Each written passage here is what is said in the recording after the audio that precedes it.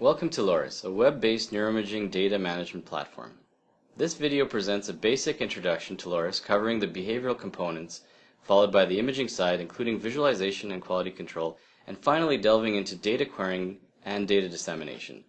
For details on LORIS functionality, how to obtain LORIS, and the many LORIS features not covered in this video, please visit our website www.loris.ca. First, a little bit of background about LORIS. LORIS is a modular system that integrates all aspects of a multi-site study, from data acquisition and storage to processing and dissemination. Through a standard web browser, users can perform a wide variety of tasks such as data entry, 3D image visualization, and data querying. LORIS also offers a secure, streamlined platform that seamlessly stores and links large neuroimaging, clinical, and genetic data sets. Please visit our demonstration database at https://demo.loris.ca. Please note that LORIS is designed to work best with a platform-independent browser such as Chrome. Once inside the database, you'll first see the home screen that can be customized with the information for your particular study. First, we'll cover the behavioral side of the LORIS database, where clinical, psychometric, and behavioral measures are stored. Then we'll focus on other aspects of the database. From the menu bar along the top of the screen, under the Candidate menu, you can either register a new candidate profile for your study, or you can click on Access Profile to view the list of existing candidates and behavioral or clinical data already entered for your study. This will bring you to a screen where you'll see all of the study subjects that have been registered in LORIS to date. This view shows metadata about each subject that can be filtered as well as sorted by any column such as site or subproject or by subject ID. Clicking on any candidate ID will take you to a list of all of that candidate's data collection time points in your longitudinal study. At top, you will see buttons to create a new time point and view or edit metadata about this candidate. Clicking on one of the time point labels will display the battery of behavioral and clinical instruments for that subject at that time point. Demographic information and other metadata is displayed at the top of the page and tracks the flow of subject data through the study stages from screening to visit to approval. There are some flags in the left-hand column that are used to indicate time point status and quality control steps applied to this time point.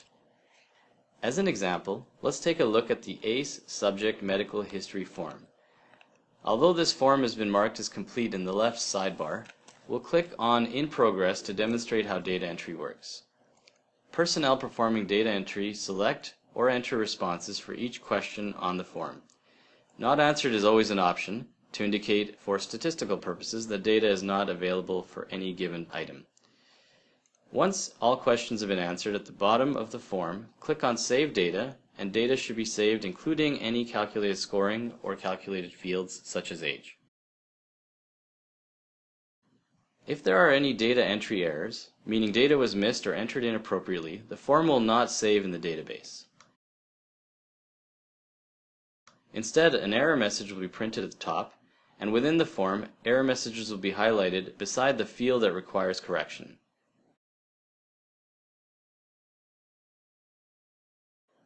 Once data entry is done, administration and validity flags can be set in the left sidebar, and the form can be marked as complete. Longer instruments may split data entry up over several pages.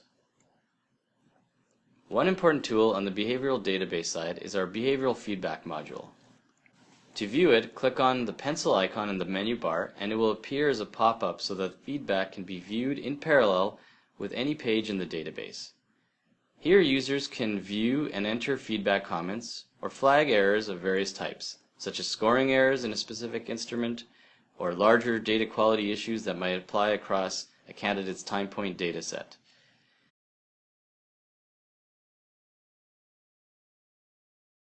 LORIS also provides the ability to perform double data entry, which is the practice of entering each instrument dataset twice in duplicate forms. Double data entry is highly effective for reducing the risk of errors in manual data entry. Once data entry is complete for a given instrument, the next step in LORIS is to review and resolve any discrepancies generated during data entry on that instrument, using a special tool called the Conflict Resolver. Located under the Clinical menu, the Conflict Resolver module displays all double data entry conflicts and can be filtered by instrument or by site. This module enables users to resolve any data entry conflicts directly, just with a few clicks, by selecting the correct answer for each data item. That explains double data entry in the Conflict Resolver module, just a few of the features LORIS uses for quality control on the behavioral side. Next, we'll show how clinical and behavioral instrument forms are added into LORIS. Instruments are added into the database in one of two ways. The first method is via the Instrument Builder module. This module provides a user-friendly way for users to create and code their own test forms with no technical knowledge. For each question in your form, select a field type and enter the question details, adding each response to the form as you go. Field types include text boxes, text areas for larger comment fields, drop-down select boxes, multi-select boxes, dates, and numeric fields.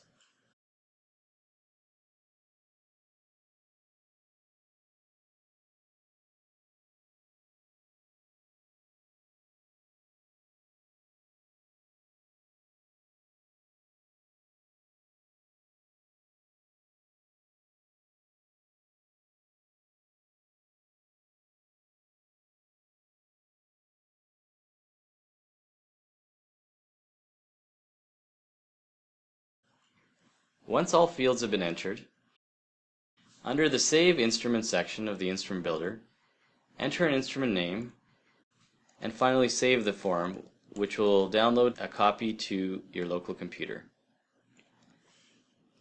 From there, the instrument can be added to the LORIS backend through a few quick steps detailed in the LORIS Developer's Guide. Scoring and other calculations can be added via script written in many common scripting languages. Since LORIS is open source, a developer also has the ability to edit the PHP codebase in order to manually create or edit instruments directly. Many other modules are available on the behavioral side of the LORIS database, and we encourage you to visit the demonstration database as well as our website www.loris.ca for more information. This brings us to the imaging side of the database. LORIS was originally built as a neuroimaging database for MRI data acquisition, and has been developed and extended over time to handle numerous imaging modalities and formats, including 3-dimensional and 4-dimensional datasets. The imaging browser has three important functions: storing and organizing imaging data, visualization, and quality control. From the imaging browser's front page, click to view a list of all imaging datasets stored in LORIS.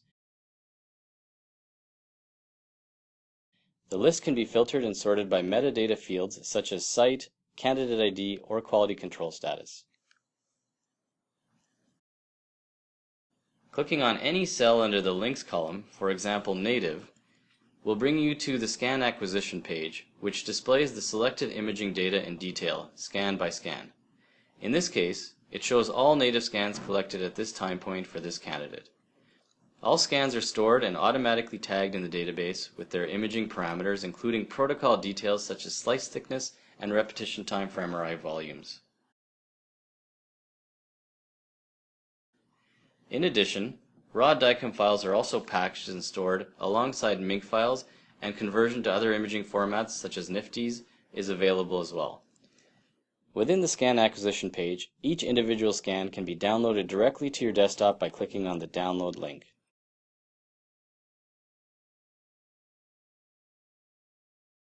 Clicking on the image will launch the visualization tool called Brain Browser. In Brain Browser's Volume Viewer window, you'll see a triplanar depiction of the volume on which you can zoom in and out, navigate around the volume in all directions, move slice by slice, capture slices, and change threshold values.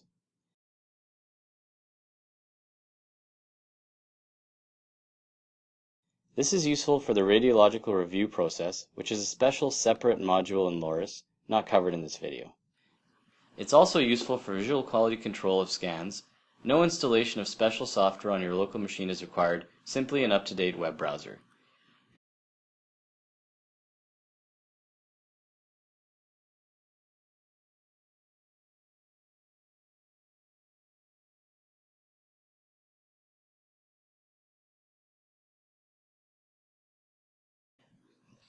Two volumes can also be overlaid to check for discrepancies between volumes.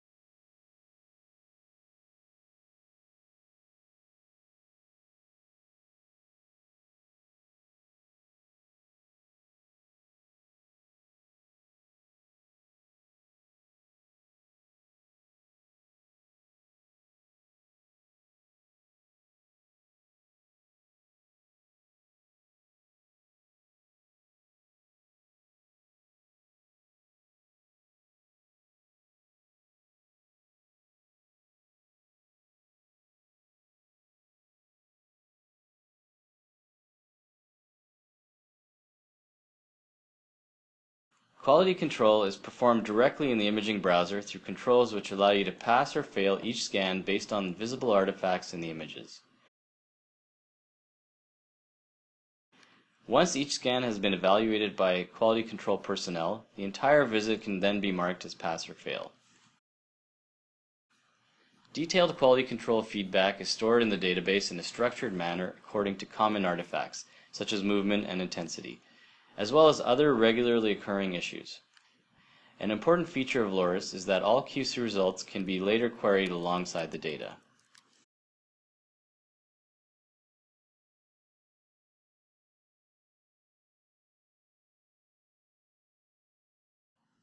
LORIS has many project management tools for at-a-glance status reporting and monitoring the flow of data in your study. One of the key tools for tracking the progress of imaging data acquisition is the Imaging Statistics page within the Database Statistics module, which is located under the Reports menu. Various statistics submodules exist for demographic, behavioral, and other categories of data. As an example, the Imaging Statistics tab gives a bird's-eye view of how many scans were collected, loaded into LORIS, and passed QC, which is important for rapid identification of any missing or poor quality data sets. The final module we'll be covering in this video is the data querying tool, which is used for data extraction and dissemination. After the data has been collected, organized, and inserted into the database, downloading the data in an easily accessible and human-readable format is the final piece of the data management puzzle. As an example, we will load a query that has previously been saved inside the querying tool. Under the Define Fields tab, you can add or remove any fields from your query. As you can see, fields are organized by categories such as demographics or instrument name.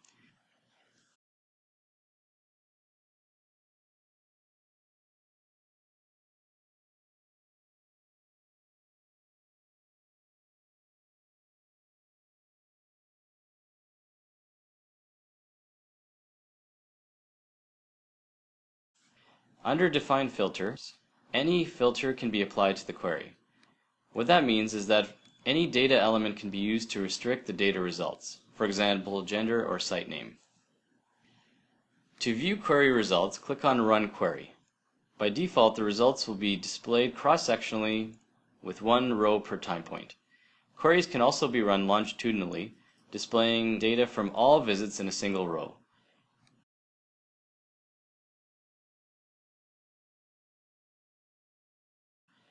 Click on Download Table as CSV to download the query results to your desktop.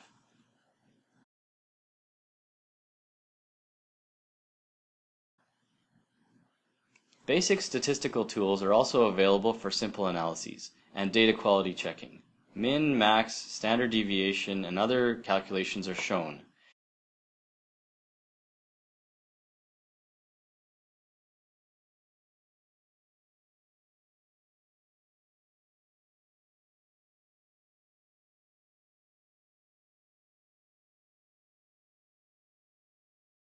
This concludes our introductory video about LORIS, briefly covering its basic capabilities for data storage, quality control, dissemination, and project management.